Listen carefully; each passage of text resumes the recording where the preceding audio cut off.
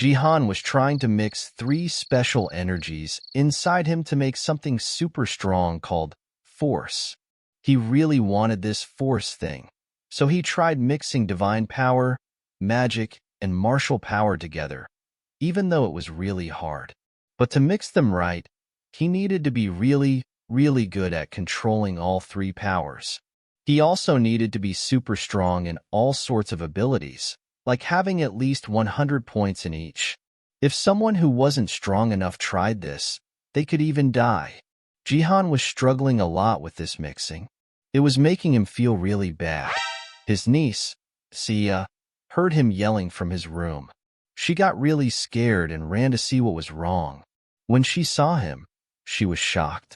JiHan told her he was just having a really bad headache, which made him yell.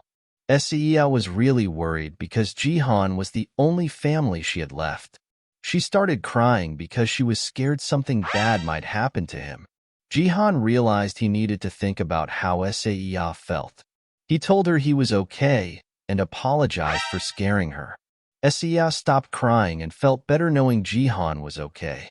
She left to go find something else to do, feeling relieved. JiHan decided he needed to be strong for her and not show his weak side again. Then, a message popped up saying the mixing of the three energies had failed. But JiHan wasn't too upset because he still got some of the power he wanted, called force. The message also said that his divine and magic powers had combined into this new power. Even though he couldn't mix all three energies, he was still happy he got something out of it. In his stats, this new force power started at 12 because it shared points with his martial power. This meant if he got stronger in one area, his force would get stronger too. JiHan thought this was pretty cool and powerful. He wondered how strong he could become if he managed to mix all three energies. The next morning, JiHan slept with some special items that made his divine power stronger, raising it to 10. From now on, he could only get more divine power from items that were really good, like C rank or better. JiHan realized the items he had were only D and E rank, so they weren't useful anymore. He decided to sell them in the second-hand market. He went to wake up his nephew, Sia, but she had been working all night, searching for the Shadow Queen. JiHan warned her that staying up all night wasn't good for her health, but she was so focused on her search that she didn't notice it was morning. Sia showed JiHan what she found. Game replays where elves were acting as the queen and watching the game.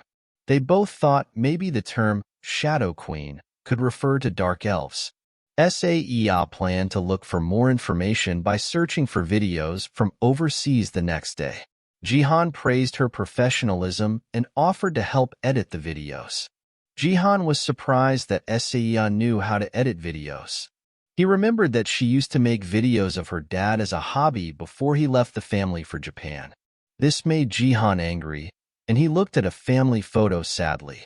2 days ago, Mr. Park had talked to JiHan and Sia about the Sword King's girlfriend. Sia wondered who she was, and Mr. Park told them her name was Ito Shizuru, and she had an SSS rank power called Beauty. JiHan and Sia were shocked. JiHan asked if the Sword King might have been attracted to her because of her power. Mr. Park said that's what the administration office believed and warned JiHan to be careful too. Beauty was said to be even stronger than mind control and could even remodel the mind. There were cases of powerful people from Korea suddenly moving to Japan, possibly because of her power. JiHan tried to find information about Beauty and Ito Shizuru, but couldn't find anything. He realized Japan was probably keeping any info about her secret. He remembered Mr. Park's warning to be careful about Beauty, as powerful individuals from Korea might be targeted.